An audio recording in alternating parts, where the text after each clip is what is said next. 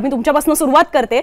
Final तुमच्या comments, म्हणजे आपण आता सर्वे लोकांसमोर ठेवलेला आहे आणि साधारणतः त्याच्यातनं पण दिसते की ज्या लोकप्रियता वाढतात त्याच्यामध्ये बऱ्यापैकी लोकांचं असं म्हणणं आहे की योजना एक प्रकारे म्हणजे तारतायत या सरकारला आणि त्याच्यामुळे लोकप्रियता वाढतीये. पण तुम्हाला असं काय वाटतं पुढच्या 2 महिन्यांमध्ये याही सर्वेला कलाटणी ही मिळू शकते का? ज्या पद्धतीने एक्झिट पोल हे वेगळे पाहायला मिळालेले होते आणि निकाल आपल्याला तिसराच पाहायला मिळालेला होता, महाराष्ट्रात पुन्हा एकदा वेगळंच चित्र आपल्याला पाहायला मिळेल का की सर्वेमध्ये जे चित्र आहे ते शेवटपर्यंत राहील? मला या सर्वेशी बहुतांश मी जरी सहमत असलो तरी मला स्वतःला व्यक्तिगत असं वाटतं की महायुती आणि महाआघाडी यांच्यामधले विविध मुद्दे पुढच्या 2 महिन्यामध्ये निघत जातील. पण तरी सुद्धा महाराष्ट्रातल्या जनतेपुढे अभिजित ब्रह्मनाथकरनी जे 2 मुद्दे अगदी सुरुवातीला चर्चेचा टोन सेट करताना मांडलेले होते ते सगळ्यात जास्त प्रबळ ठरतील असं मला वाटतं. एक म्हणजे आरक्षणाचा मुद्दा आणि दुसरं म्हणजे सरकारने आता लेटेस्ट आणलेल्या ज्या काही स्कीम्स आहेत त्या स्कीम्स प्रत्यक्षात त्याचा फायदा घेऊन त्या मतांमध्ये किती कन्व्हर्ट होत आहेत त्याच्यावर ते अवलंबून आहे. व्यक्तिगत मला विचारशील तर महाराष्ट्रामध्ये यावेळेला फ्रॅक्चर्ड मॅन्डेट अटळ आहे असं माझं मत आहे. महाविकास आघाडी आणि महायुती या दोघांनाही जवळपास 120 ते 130च्या मध्ये जागा मिळतील आणि 55 ते 60 अपक्ष, संतप्त, बंडखोर तुम्ही काहीही म्हणा हे सगळे जे उमेदवार असणार आहेत जे निवडून येतील त्याच्यामध्ये बरेचसे फ्रेश नवीन चेहरे असतील, ते डिसाइडिंग फॅक्टर असतील असं मला वाटतं. पुढच्या 3 महिन्यामध्ये कितीही मुद्दे बदलले तरी ही स्थिती बदलेल असं मला वाटत नाही. याचं कारण आरक्षण आणि शेतीचे मुद्दे आणि बेरोजगारीचे मुद्दे हेच सगळ्यात जास्त महत्वाचे असणार आहेत आणि कुठल्याही योजनांनी बदलणाऱ्या मतांपेक्षा यंगस्टर्समुळे आणि या मुद्द्यांमुळे बदलणारे चेहरे किंवा बंडखोरीमुळे बदलणारी मतं ही जास्त असतील म्हणून फ्रॅक्चर्ड मॅन्डेट येईल असं मला वाटतं. आणि त्याच्यामध्ये कोण आघाडी आणि कुरघोडी करेल हे मात्र या बंडखोरांवर 45 ते 50 बंडखोरांवर आणि त्यांना कोण कॅप्चर करू शकतं त्यांच्यावर अवलंबून आहे. फ्रॅक्चर्ड मॅन्डेट येईल असंच वाटतं ब्रह्मनाथकर सर तुम्हाला? कारण 2019 सारखं होईल की मॅन्डेट एक असेल पण सरकार तिसरंच येईल? मी समीरन सरांनी जो आता मुद्दा मांडला की एक त्रिशंकू विधानसभा येईल या मताशी सहमत नाही. हा खुला खेळ आहे. लोकसभेचा निकाल काही जरी लागलेला असला तर महायुतीही सत्तेत येऊ शकते आणि महाविकास आघाडी सत्तेत येऊ शकते. या सगळ्या खेळाचा जो प्राण आहे तो योग्य तिकीट वाटप आणि जागा वाटप यामध्ये आहे आणि त्यानंतर या निवडणुकीमध्ये असलेली लाडली बहीण योजना आणि मराठा आरक्षण या मुद्द्याभोवती ही निवडणूक असेल. ही निवडणूक जे नेते मग महाविकास आघाडीचे असतील किंवा महायुतीचे ते व्यवस्थिशीर खेळतील त्यावर या विधानसभा निवडणुकीचा निकाल ठरेल. परंतु मी एवढं मात्र निश्चित सांगतो की येणाऱ्या विधानसभा निवडणुकीत दोघांपैकी एका युतीला किंवा आघाडीला बहुमत असेल, परंतु त्यानंतर काय महाभारत होईल हे आज सांगता येणार नाही. त्याचं कारण म्हणजे की उद्या उद्धव ठाकरे महायुतीत येणार नाही असं कोणी आज ठामपणे सांगू शकतं का? तर नाही. मी सांगू शकतो. बर मग त्याच्यावर असं वाटतं. बर पण उद्या कंडिशन टाकूया. तुम्ही हा मुद्दा छेडलायत म्हणून म्हणजे हा प्रश्न मलाही पडला होता आणि मला तुमच्यापैकी कोणाला तरी तो विचारायचाच होता की ज्या उद्धव ठाकरेंनी गेल्या वेळेला आता ते आश्वासन कोणी कोणाला दिलं आणि बंद दाराड काय झालं ते आपण काही सांगू शकत नाही, पण मुख्यमंत्री पदावरनं जे उद्धव ठाकरे एवढ्या वर्षांची युती बाजूला सरून काँग्रेस राष्ट्रवादी सोबत गेले तसंच याही वेळेला मुख्यमंत्री पद किंवा इतर कुठल्याही गोष्टींवरनं उद्धव ठाकरे महाविकास आघाडी सोबतच लॉयल राहतील की पुन्हा माघारी जातील आपल्या युतीच्या? हा प्रश्न अनुजा अजित पवारांच्या बाबतीत सुद्धा विचारला जाऊ शकतो बरं का. आपण दोन्ही शक्यता गृहीत धरायला पाहिजे. अजून तुला समीरनजी 3 मुद्दे सांगतो. एक, उद्धव ठाकरे भाजपकडे येऊ शकतात का? दुसरं, उद्धव ठाकरे आणि एकनाथ शिंदे एकत्र येऊ शकतात का? किंवा शरद पवार आणि अजित पवार एकत्र येऊन पुन्हा राष्ट्रवादी म्हणून निवडणूक लढू शकतात का? अशा अनेक शक्यता भविष्याच्या गर्भात आहेत. त्यामुळे मला असं वाटतं ते आपण नेत्यांसाठी येणाऱ्या आकड्यांवर सोडून देऊ. उद्या आकडे कसे येतात त्याच्यावर कोणी आलटी पलटी होऊ शकतं. त्यामुळे मला असं वाटतं अभिजित आपण जे बोलत होतो ते मॅन्डेट कसं येईल याच्यावर बोलत होतो. पोस्ट इलेक्शन इक्वेशन तू म्हणतोयस त्याला आणखीन परत 1760 पॉसिबिलिटी असू शकतात. पण मॅन्डेट नाही अभिजित, मॅन्डेट हे क्लिअर कट एका कुठल्या आघाडीला काही युतीला मिळेल का? तर माझं मत नाही मिळणार. तुझं मत असं आहे का की बहुमतामध्ये कुठली महाविकास आघाडी किंवा युती येऊ शकेल असं तुला वाटतं? हो, मला असं वाटतं महायुती सुद्धा सत्तेवर येऊ शकते किंवा महाविकास आघाडी येऊ शकते. आणि मी त्याला एक कॅवेट टाकतो. ते कॅवेट असं आहे की प्रीपोल अलायन्सेस सुद्धा बदलू शकतात. ही निवडणूक अजून व्हायची आहे. त्याच्यामध्ये उद्या 2 ठाकरे बंधू एकत्र येऊ शकतात का? काय माहिती, ते होऊ शकतं. अजित पवार शरद पवार एकत्र येऊ शकतात का? उद्या भविष्याच्या गर्भात काहीही होऊ शकतं, तरी महाराष्ट्रात त्रिशंकू विधानसभा येणार नाही. कुठल्या तरी आघाडी किंवा युतीला पूर्ण बहुमत येईल या मताशी मी ठाम आहे. सब्जेक्ट टू योग्य तिकीट वाटप, मी सिक्वेन्सने येते. सब्जेक्ट टू योग्य तिकीट वाटप असं तुम्ही म्हणालेला, हा मुद्दा घेऊन मी जाते अभिजित सरांकडे. कितीही योग्य तिकीट वाटप केलं म्हणून काय बंडखोर डोकं वर काढणार नाहीत अशी स्थिती आहे का? म्हणजे आता प्रत्येकाला अकोमोडेट करण्याची सुद्धा संधी सगळ्या संपलेल्या आहेत. विधान परिषद झाल्या, राज्यसभा झाल्या, मंत्रिमंडळ विस्तार काय आता काय होणार नाही. आता कोणालाही अकोमोडेट करणं शक्य नाहीये. ऑलरेडी आपल्याला पाहायला मिळते की गाडगे आणि हर्षवर्धन पाटील हे कदाचित शरद पवारांकडे जातील असं सगळं म्हटलं जातं. त्यामुळे कितीही योग्य तिकीट वाटप केलं तरी बंडखोरी होणार आणि त्याचा फटका बसणार असं तुम्हाला वाटतं का? मला असं वाटतं की स्कॅम सिरीज बघितली होती पहिली हर्ष मेहताची, तसं झालं. कुठला महाराष्ट्राच्या राजकारणाचं शेअर मार्केट झालं, कुठला शेअर वर जाईल कुठला शेअर खाली येईल हे रोज बदलतंय. म्हणजे रोज बदलतंय. आपल्याला आज आपण जे बोलतोय ते आपल्याला उद्या परत त्याच्यामध्ये अपडेट करण्याची गरज भासते आहे. राजकीय म्हणजे आपण ज्याला अनालिसिस करतोय त्यावेळेला मी म्हणत नाही की आज आपण जे बोलतोय ते चुकीचं आहे, पण आपल्या हातात नाहीये की आपण ज्या दिशेने विचार करतोय त्या दिशेने ते सगळं जाईल. त्याचं कारण असं आहे की महाराष्ट्राचं राजकारण हे प्रचंड वोलाटाईल झालेलं आहे. आता 2-3 मुद्दे फक्त मी त्याच्यामध्ये मांडतो. मराठा आरक्षणाचा मुद्दा जो आहे तो अत्यंत कळीचा ठरणार आहे. जर मराठा आरक्षणाच्या मुद्द्याची धग जेवढी लोकसभेला जाणवली तशीच्या तशी किंबहुना त्यापेक्षा जास्त धग जर विधानसभेला जाणवली तर महायुतीचं सत्तेत येणं हे फार दुरापास्त आहे. दुसरा महत्त्वाचा मुद्दा त्यातला असा आहे की विदर्भामध्ये जर आत्ता भाजपला जे अपयश हाती लागलेलं आहे किंवा ज्या पद्धतीचं यश काँग्रेसला मिळालेलं आहे तसं यश जर काँग्रेसला विदर्भामध्ये मिळालं तर रेस्ट ऑफ द मराठवाडा आणि रेस्ट ऑफ द विदर्भ सोडून म्हणजे ते दोन्ही सोडून इतर महाराष्ट्रामधून सत्तेमध्ये येऊ शकतील महायुतीच्या जागा, अशी शक्यता फार कमी आहे. मग त्या सिनेरिओमध्ये पश्चिम महाराष्ट्रामध्ये मग शरद पवार वरचढ ठरतील. कोकण मुंबईच्या भागामध्ये जर ठाकरेंना अपेक्षित यश मिळालं आणि काँग्रेस जर विदर्भातून एमर्ज झाली आणि मराठवाड्यामध्ये जर महायुतीला फटका बसला तर महायुतीचं कठीण आहे. पण लाडली बहीण योजना जर खरंच गेम चेंजर ठरली आणि 2.5 कोटी महिलांच्या खात्यामध्ये गेलेले पैसे हे जी काही भावाने ओवाळणी दिली आहे रक्षाबंधनाची ती परत भाऊबीजेला जर त्यांनी परत केली मतांच्या रूपानं, जर ती भाऊबीजेला मतांच्या रूपानं जर ती ओवाळणी परत केली महिलांनी तर मला वाटतं की महायुती सेफ राहू शकते. आणि मग त्या सिनारिओमध्ये मला असं वाटतं की त्रिशंकू सिच्युएशन होईल. खूप कट्टोकट इलेक्शन्स होतील. ते शेवटचा मुद्दा ज्या वेळेला अशा इलेक्शन्स महाराष्ट्रामध्ये बघायला मिळालेल्या आहेत कट थ्रोट कॉम्पिटिशनवाल्या त्या वेळेला आपण आता परवा आपण साहिल सरांशी बोलत असताना म्हणले तिसरा कोण, प्रत्येक महायुती महाविकास आघाडी यांचे उमेदवार ठरतील, पण जे बाकीचे ज्याला काय अशांत आत्म्य त्यांना आपण म्हणूया की भटकते नाही अशांत आत्म्य त्या मतदारसंघामधले तर ते जे आहेत त्यांनी जर 5-10 हजार पण सोडा, माझं म्हणणं 2-3 हजार सुद्धा मतं जर इकडे तिकडे झाली तरी सुद्धा कोण विजयी होईल हे शेवटच्या क्षणापर्यंत सांगता येणार नाही. लोकसभेलाच बीडमध्ये केवळ 6,000 बजरंग बाप्पा जिंकले, 48 मतांनी इथं वायकर जिंकले. विधानसभेला तर ते मतांचं जिंकण्याचं मार्जिन कुठपर्यंत येऊन थांबेल 1, 2, 5 असं सुद्धा जर काही मतदारसंघांमध्ये सगळ्या नाही काही मतदारसंघांमध्ये झालं तर आश्चर्य वाटायला नको. यंत्रणा ज्याच्या हातात असते त्याला कसा फायदा होतो हे या निवडणुकीमधल्या अनेक मतदारसंघांमध्ये जिथं जिथं महायुतीचे उमेदवार खूप थोड्या मार्जिनी जिंकले तिथं लक्षात आलेलं आहे. त्या यंत्रणा तिथं कशा कॉन्ट्रीब्यूट करतात याच्यावरही खूप गणित अवलंबून आहेत. पण सध्या मोठी जे दिसतंय की त्रिशंकू विधानसभा येणार का दोन सिनेरिओ मी तुमचं मत सांगा. आजच्या घडीला मला असं वाटतंय की या क्षणाला दोन सिनेरिओ तरी पण आहेत. एक आहे तो म्हणजे लाडक्या बहिणीनं जर पेड ऑफ केलं तर मला असं वाटतं की ते त्रिशंकूच्या बाजूने जाईल, कारण लाडक्या बहिणीच मला वाटतं त्यांना वाचवू शकतील, पण त्या त्यांना विजयी करू शकतील का मला त्याच्याबद्दल डाऊट आहे. विजयी करू शकते का याच्याबद्दल डाऊट आहे. आणि दुसऱ्या बाजूला जर तसं झालं नाही तर मग मात्र खूपच अवघड आहे, कारण साहिल सर परवा दिवशी बोलता बोलता म्हणाले की कितीही झालं काही झालं तरी कुठपर्यंत जातील. शेवटचा मुद्दा जो सांगायचा होता अजित पवारांचा. अजित पवार किती सीट काढू शकतील याच्यावरती महायुती सत्तेच्या किती जवळ जाईल ते डिपेंड असेल. अजित पवार जर त्यांच्या आत्ताच्या एक्झिस्टिंग आकड्याच्या निम्म्या पण नाही आणू शकले तर मग महायुतीने सत्ता विसरावी हे थेट विधान करतो. धवलजी तुम्हाला मगाचपासून एक मुद्दा 3-4 मुद्दे आहेत. पहिली गोष्ट अशी की जे मुद्दे लोकसभेच्या निवडणुकीमध्ये आपल्याला इथे चाललेले दिसले महाराष्ट्रामध्ये किंवा इतरत्र सुद्धा, मग उदाहरणार्थ संविधान बदलणार का, आरक्षणाचं काय होईल, त्या ह्याच्यावरती मुसलमान दलित आदिवासी यांनी अक्षरशः वन साइड मतदान केलं महाविकास आघाडीला.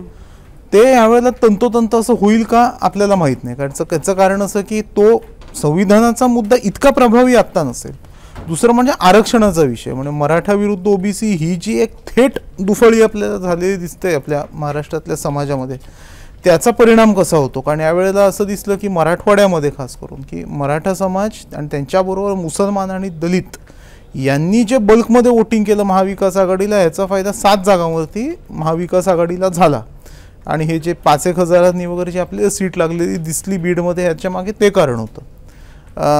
ते होईल का. दुसरी गोष्ट अशी की माझा असा अंदाज आहे वैयक्तिक की जसं 1995 मध्ये झालं की अपक्ष मोठ्या प्रमाणावर निवडून आले आणि युतीचं सरकार, म्हणजे एका अर्थाने ते पहिलं काँग्रेसेतर सरकार आहे पण महाराष्ट्रातलं नाहीये पण, कारण हे जे बंडखोर होते काँग्रेसचेच होते ना, बंडखोर मूळचे. तर ते जसं झालं त्याच पद्धतीने इथे सुद्धा होऊ शकतं. याचं कारण असं आहे की 2 प्रबळ अशा आघाड्या आहेत, बायपोलर झालेलं आहे राजकारण आपलं. एकाला जर समजा सीट दिली, म्हणजे जसं आता आपण कागलमध्ये होताना बघतोय की हसन मुश्रीफांना जागा मिळणार म्हणून घाटगे फुटतायत, इथे बर्णे मामांना मिळणारे इंदापूरला म्हणून हर्षवर्धन पाटील फुटतायत. तर अशा बंडखोऱ्या होतील आणि ह्याच्यातनं काही असे प्रबळ बंडखोर आपल्याला निवडून आलेले दिसू शकतात. काय वाटतं, त्रिशंकू येणार का कुठल्या आघाडी युतीला नाही, असं मला स्वतःला वाटतं अपक्ष आमदारांची संख्या, अपक्ष आणि छोट्या पक्षांची संख्या यावेळेला लक्षणीय असेल असं मला आता वाटतंय. तिसरी गोष्ट अशी की आता असं अभिजित म्हणाला की मूठ सैल सोडणं हा जो मुद्दा होता, असं आहे की इलेक्शन मॅनेजमेंटला फार महत्व असतं, ज्याला आपण आदल्या रात्रीचं प्लॅनिंग म्हणतो किंवा नियोजन म्हणतो, त्याला फार महत्व असतं. आणि आपण मी साधं उदाहरण देतो, आपण आता वायकरांच्या ह्याचं म्हणतो 48 मतांनी फक्त वायकर निवडून आले, म्हणजे त्यामुळे कॉर्पोरेटरच्या निवडणुकीला होत नाही, ते लोकसभेच्या निवडणुकीत आपण होताना बघितलं, म्हणजे वेफर थिन हे ना मार्जिन. ते त्या मतदारसंघामध्ये शिंदेंनी प्रचंड लक्ष दिलं होतं, ही वस्तुस्थिती आहे. तर तसं मला वाटतं जर उद्धव ठाकरेंना खरोखरच मुख्यमंत्री व्हायचं असेल तर त्यांना ते करायला लागेल. फिरणं, इलेक्शन मॅनेजमेंट करणं, ठिकठिकाणच्या कार्यकर्त्यांना नेत्यांना भेटणं. कारण कसं असतं की वरकरणी आपल्याला वाटतं की आपण मग कुठल्याही, आता विधान भवनात आपण बघतो, बाहेर बघतो, कुठे एखादा नेता आला ना सेल्फी घ्यायला 4 लोक असतात, पण शेवटी मतदारही असतात, हे लोक आपण लक्षात घेतलं पाहिजे. तर त्यामुळे तो एक भाग आहे. अजून एक मुद्दा असा की आता या महिला मतदारांचा जो आहे तो मला एक्स फॅक्टर दिसतो ह्याच्यामध्ये, की आपल्याला माहित नाही की हे महिला काय करतील. आणि समजा शिंदेंना, कारण बघा एक आहे शिंदेनी काय केलं हुशारीने, मुख्यमंत्री लाडकी बहीण योजना असं नाव देऊन टाकले, म्हणजे बारसं मुख्यमंत्र्यांच्या नावानं झालंय. आता मला काही लोक असं सांगतायत की आता बऱ्याच ठिकाणी असं झालंय ग्रामीण भागामध्ये वगैरे, तर राष्ट्रवादीचे लोक, भाजपचे लोक फक्त लाडकी बहीण चालवते. त्यामुळे मुख्यमंत्र्यांनी बोलून दाखवलेलं आहे, म्हणजे त्यांच्या मागे बसलेल्या होत्या अदिती तटकरे, त्यांना दाखवलेलं होतं शेखर निकमांनी. त्यांनी सांगताना त्याच्यामध्ये सांगितलं की महाविकास आघाडी असं चालवते की ही लाडकी बहीण योजना त्यांची आहे, पण कुठेतरी तोच त्यांचा रोग राष्ट्रवादीकडे होता का हे पण त्याच्यात. आणि इतकंच नाही तर ही योजना पॉप्युलराइज करायला, लोकांपर्यंत विरोधी पक्षातले लोक हे काम करतायत ना, कारण शेवटी ते काँग्रेसचे असतील किंवा बाकी, ते पण त्यांनी पण नोंदणी सुरू केलेली आहे लाडकी बहीणच्या याच्यासाठी. म्हणजे याचा अर्थ असा की सर्वसामान्यांमध्ये ही क्लिक झाली आहे योजना. नाही तर कसं असतं, कुठली सरकारी योजना असते ना, आपण इंग्लिशमध्ये म्हणतो प्रोसेस ऑफ डिस्कव्हरी, की अशा अनेक योजना असतात की काय शिलाई यंत्रांचं वाटप, हे ते सगळं ते लोकांपर्यंत ठाऊकच नसतं बऱ्याचदा. पण ही योजना लोकांना कळली आहे, म्हणजे ग्रामीण भागामध्ये शेतात काम करायला बायका, मी सांगितलं ना पहिली गोष्ट. नाही काय त्रिशंकू म्हटलं ना, आता अपक्षांची संख्या लक्षणीय असेल आणि ती सत्तेची जावी. बंडखोरी 2019 ऐक ना, मग जसं समीरन म्हणाले की त्रिशंकू येणार, कोणाला बहुमत येणार नाही, ते मत आहे का माझ्यासारखं मत आहे की कुठल्या आघाडीला किंवा युतीला पूर्ण बहुमत येईल? याबाबत मी निकाल आल्यावरच ठीक आहे. आपण आता मुख्य संपादकांकडे कसं आहे माहितीये, कसं आहे आता हे बघा, हे आज अशी परिस्थिती आहे ना, म्हणजे मला आठवतं ते अंधश्रद्धा निर्मूलन समितीचे लोक प्रत्येक निवडणुकीच्या वेळेला सांगतात की कुणीतरी ज्योतिषशास्त्रज्ञ, होराभूषण, काय ते पोपटवाले काय जे असतील ते, या सगळ्यांनी अचूक अंदाज होता. आतापर्यंत कुणी पुढे आलेलं नाही असं अंधश्रद्धा. त्यामुळे आता सगळेच हटते. 2 मिनिटं. साहिल सर, तुमचं एक म्हणजे तुमचा पण ओपिनियन पोल द्याच की त्रिशंकू आहे, फ्रॅक्चर्ड मॅन्डेट आहे, पूर्ण बहुमत आहे, जे काही असेल ते, किंवा पक्षनिहाय सुद्धा तुम्ही सांगू शकता की एखाद्या पक्षाला खूप चांगला मिळतील, जसं भाजप 100चा आकडा दोन्ही वेळेला पार करू शकली, इतर पक्षांना ते पॉसिबल नाही झालं, तसंही तुम्ही द्या. पण त्याचसोबत जसं आपण लोकसभेला म्हणत होतो की लोकसभेला प्रत्येकच नेत्याची परीक्षा होती, कारण 5 वर्षानंतर एक मोठी सार्वत्रिक निवडणूक होत होती, मधल्या काळात कुठल्या निवडणुकाच झाल्या नाहीत, सगळ्या राग, सहानुभूती, ज्या काही गोष्टी असतील, म्हणजे अगदी स्थानिक मुद्दे असतील ते सुद्धा लोकसभा निवडणुकीत उमटले वगैरे, सगळ्या गोष्टी लोकसभेत होऊन गेलेल्या आहेत. तरी सुद्धा तुमचं असं मत आहे का की येणाऱ्या विधानसभा निवडणुकांमध्ये सुद्धा अजूनही या 6ही जणांची परीक्षा आहे की पैलवानांचीच परीक्षा आहे असं तुम्हाला वाटतंय? असं की एक गोष्ट क्लिअरली आपल्याला आकड्यांमधून दिसते, कारण आपण आज आकड्यांबद्दल बोलतोय, त्याच्यामुळे आकड्यांबद्दल बोलणं आवश्यक आहे. एक गोष्ट स्पष्ट आपल्याला दिसते की या निवडणुकीची तुलना याच्या आधी झालेल्या कुठल्याही निवडणुकीशी करता येणार नाही. त्यामुळे आपण जर त्यांच्या आधारावरती, त्या बेसवरती जर काही अनालिसिस करायचं ठरवलं तर त्याच्यामध्ये कदाचित गडबड होऊ शकते. प्रत्येक ठिकाणी एक नवीन उमेदवार तयार झालेला आहे, नवीन नेतृत्व तयार झालेलं आहे, नवीन पक्ष तयार झालेला आहे, नवीन पद्धतीचं राजकारण तयार नवीन पक्षाध्यक्ष पण नवीन पक्षाध्यक्ष झालेले आहेत. ते एक महत्वाचा मुद्दा आहे. दुसरी एक महत्वाची गोष्ट की मी 2023 पासून 22 पासून खास करून सतत मी वोट पर्सेंटेज बघून समजून घ्यायचा प्रयत्न करतोय की कशा पद्धतीने सीट्स निवडून येऊ शकतील. सगळ्यात मेजर प्रॉब्लेम का थर्ड पार्टनर आणला होता, तुला आठवत असेल आपण बसायचो इथेच चर्चा केली होती आपण, का थर्ड पार्टनर आणला, आपण वोट पर्सेंटेजच गणित मांडत होतो. भारतीय जनता पार्टी आणि शिवसेना मिळून, म्हणजे एकनाथ शिंदेची शिवसेना मिळून 40% आकडा कसा पार करणार, 45% पलीकडे कशी जाणार की जेणेकरून त्यांना पूर्ण बहुमत मिळू शकेल, म्हणून त्यांना थर्ड पार्टनर लागणार, हे आपलं गणित होतं. थर्ड पार्टनर आणल्यानंतर सुद्धा लोकसभा निवडणुकीमध्ये सुद्धा 45% आकडा पार झालेला नाही. आत्ताच्या सुद्धा MOTN मध्ये आपल्याला अजूनही ते 45% आकडा पार करताना दिसत नाहीयेत. वोट पर्सेंटेज मध्ये जर तुमचा डिप म्हणजे घसरण ही 19च्या तुलनेमध्ये 14च्या तुलनेमध्ये जर 7 ते 8% असेल तर कुठल्याही सर्वेमध्ये हे दिसत नाहीये. इंडिव्हिज्युअल सर्वेमध्ये सुद्धा तुम्ही इंडिव्हिज्युअल रेटिंगचा सर्वे करू शकतात की अभिजित बर्मनाथकर तुम्हाला आवडतो का, तर पार्ल्यामध्ये तो बहुमताने जिंकून येईल, पण तो जर निवडणुकीला उभा राहिला तर त्याला मतदान होईल का, ह्याचं उत्तर नाहीये कोणाकडे. सो द प्रॉब्लेम इज अजूनही या प्रश्नाचं उत्तर कुठल्याही सर्वेमध्ये दिसत नाहीये. ती जी 4-5% गॅप आहे किंवा ते 7% एक्स्ट्रा हवेत पूर्ण बहुमत मिळवण्यासाठी, ते कुठून आणणार आहेत, नंबर 1. नंबर 2, इंडिव्हिज्युअल आमदार जरी तुमचे अत्यंत पॉप्युलर असतील तरी सुद्धा त्या भागामध्ये त्यांच्याच पक्षाचा एक महत्वाचा नेता हा मोठा तयार झालेला असल्यामुळे जे एक अँटी इन्कम्बन्सी तुम्हाला लोकली फेस करायला लागेल, जे सर्वेमध्ये कदाचित दिसत नाहीये, त्याला तुम्ही कसं काउंटर करणार आहात, नंबर 2. आणि नंबर 3 सगळ्यात महत्वाचं की जर उद्या, म्हणजे याचं उत्तर मी देणार आहे, सगळ्यात महत्वाचं त्याच्यामध्ये शेवटी की या सगळ्या योजना आणि या सगळ्या गोष्टी असून सुद्धा तुम्ही लोकांना कसं कन्व्हिन्स करणार आहात की उद्या जर दुसरं सरकार आलं तर या योजना बंद होऊन जातील. हे सगळ्यात महत्वाचं आहे, कारण प्रत्येक ह्याच योजना घेऊन निवडणुकीला उतरतात. आणि जर फक्त योजनांवरती निवडणुका जिंकता आल्या असत्या तर KCR कधीच हरले नसते, तर कर्नाटकमध्ये मुंबई हरले नसते. बिजू जनता दल म्हणजे नवीन पटनाईक हे ते मरेपर्यंत मुख्यमंत्री राहिले असते. त्रिपुरामध्ये कम्युनिस्ट पक्षाचा कधी पराभव झाला नसता. आणि इवन YSR काँग्रेस म्हणजे जगनमोहन रेड्डी त्या ठिकाणी कधी हरले नसते. त्यामुळे फक्त त्याच्यावरती निवडणुका जिंकता येत नाहीत. आणि शेवटचं सगळ्यात ज्याचं उत्तर खरं तर सगळ्यांना पाहिजे ते, मला वाटत नाही की त्रिशंकू अवस्था येईल. लोकसभेच्या निवडणुकीमध्ये मतदारांनी स्पष्टपणे दाखवून दिले की आम्ही इकडे मतदान करतो किंवा तिकडे मतदान करतो. 3रा, 4था, 5वा किती 19 मध्ये असा होता, 14 मध्ये असा होता, इकडे असा होता. युट्यूबवरती आपण इंटरव्ह्यू करू तेव्हा त्यांचे व्हिडिओज बघतील लोक, एक वेळ त्यांचे इंटरव्ह्यूज बघतील, जाहीर सभांना जातील, मतदान करतील की नाही याची गॅरंटी नाही. हे आत्ताच्या लोकसभा निवडणुकीमध्ये लोकांनी स्पष्ट केलेलं आहे. आम्हाला कोणाला मतदान करायचंय हे त्यांनी दाखवून दिलेलं आहे. मराठा OBC हा फॅक्टर हा फक्त बीडमध्ये चालला. इतर सर्व ठिकाणी, प्रत्येक ठिकाणी मराठा वर्सेस मराठाच लढाई होती. वसंत चव्हाण वर्सेस तिकडे खतगावकर होते, इथे रावसाहेब दानवे वर्सेस काळे होते, सगळ्या ठिकाणी तशीच लढाई होती. तरी सुद्धा लोकांनी कसं मतदान केलंय आपण बघितलं. सो द पॉइंट इज की लोकांनी ठरवलेलं आहे की आपल्याला कसं मतदान करायचंय. त्याच्यामुळे त्रिशंकूची अवस्था महाराष्ट्रामध्ये होणार नाही. जो पक्ष ही एक्स्ट्रा 3 ते 4% मत, जर त्या योजनेमुळे लाडकी बहीण योजना प्रचंड गाजते, जर त्याच्यामुळे 4% मतं महायुतीची वाढली तर महायुती तिकडे नक्की जिंकू शकेल. पण जर त्याच्यामुळे 4% मतं नाही वाढू शकत असतील तुमची, तर तुम्हाला लोकसभेच्या पलीकडे दुसऱ्या कुठल्या पद्धतीचाही मिळेल असं मला वाटत नाही त्याच्यामध्ये. ती मतं काय राज ठाकरेंना जातील किंवा काय आपले प्रकाश आंबेडकरांना जातील किंवा अपक्ष माणसाला जातील असं काय होणार नाही. ती त्यांना पडतील किंवा त्यांना पडतील, हे असं आहे. आपल्या या पॅनलमध्ये खरं तर 5 सिनियर जर्नलिस्ट आहेत, पण त्यांच्या कुणाचंही एकमत असं बनत नाहीये की एकतर त्रिशंकू स्थिती येईल किंवा कुणाला तरी मॅन्डेट मिळेल, बहुमत मिळेल. 2-2 आणि 1 असं झालंय. मी आणि साहिल असं म्हणतो की कुठल्या तरी एका आघाडी युतीला बहुमत आहे. समीरनजी आणि अभिजित करंड्याचं म्हणून मी त्या दोघांना काउंट नाही केलं कुठल्याही एका उत्तरावर, म्हणून म्हटलं इथंच एक फ्रॅक्चर्ड मॅन्डेट आहे. मी अजूनही सांगतो, अजून कोर इश्यू सेट व्हायचे निवडणुकीचे. ते ठीक आहे ना, आज जो मूड ऑफ द नेशन आलाय त्याच्यावर आपण